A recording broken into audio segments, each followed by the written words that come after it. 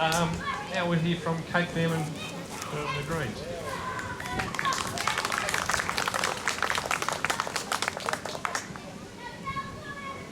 Thank you, and thanks everybody for coming out today, and thank you Oakdale for making your little town CSG free.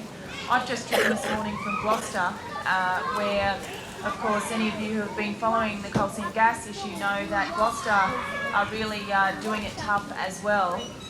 Most of the community there in Gloucester don't want AGL to go ahead with its huge coal seam gas project there either. And in fact, all across New South Wales, towns and communities are declaring themselves CSG free. And what we're seeing is actually gas companies pulling out of certain areas because of the community resistance. So it's because of towns like yours that are declaring themselves CSG free that gas companies are actually pulling out and saying it's too hard, the community resistance is too great. So you can't underestimate the significance of you guys doing this. It's actually really, really important. And I know that there's communities meeting, there's a meeting going on, for example, in Granville right now, that's about planning the next few months, planning the next year or so in relation to the coal seam gas campaign. It is enormous, and it's only enormous because of ordinary folk right across New South Wales, or from all political persuasions, who are standing up against this industry. So well done, you should feel really, really proud of yourself.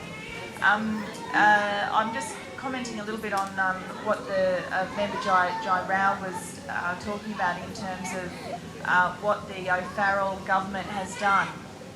And you hear from governments who are trying to regulate this industry that they do things like put in place an aquifer interference policy.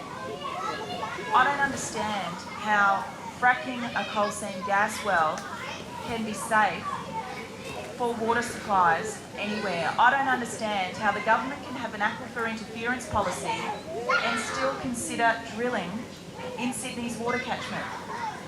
How on earth does that work? What the Greens are all about in relation to this policy, in relation to this issue, is we've supported a moratorium right across the country on this, and I've said this for 2.5 years now on this issue, unless or until it can be proven safe.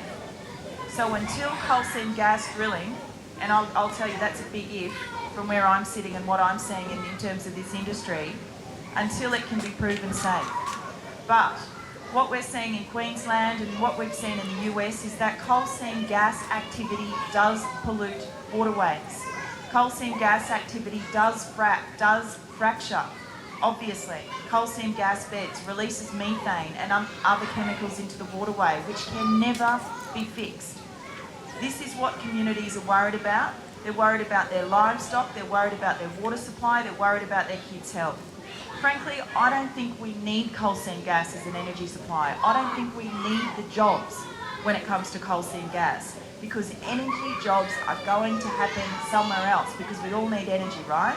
So why aren't we putting as much effort, as much focus into, for example, solar energy, into other forms of energy that are more sustainable?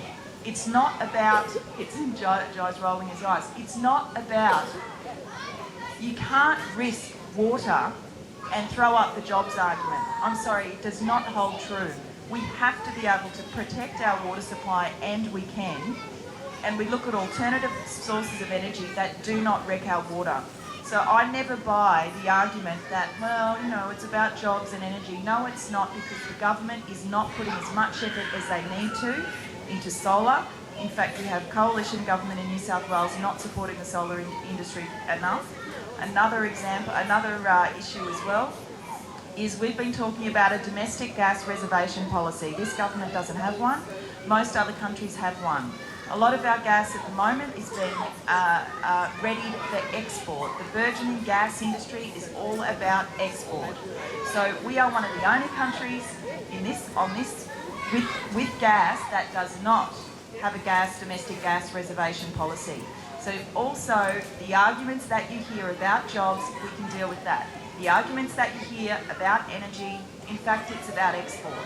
So this the arguments that are being put forward by the coalition government here, by the Campbell-Newman government in Queensland to justify this industry which is wrecking communities and wrecking towns and literally sending farmers off their land, wrecking communities in Gloucester, for example.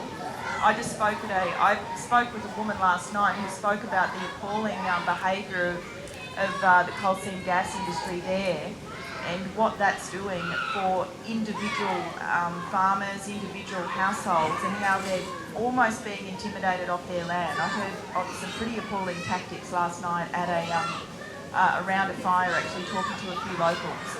So we know that this industry means business, but so do the communities that have been fighting coal seam gas across New South Wales. I have to ask you to just hang in there. We are almost weekly, we are hearing stories of communities winning on this. We know that right across New South Wales we have people standing in front of their gates, not allowing coal seam gas companies onto their land. People who have never protested, never spoken up on an issue in their life. Some of you are probably like that as well. So I would urge you to continue supporting the coal seam gas free campaign. Continue to do as much as you can to ensure coal seam gas stays out of Sydney's water catchment.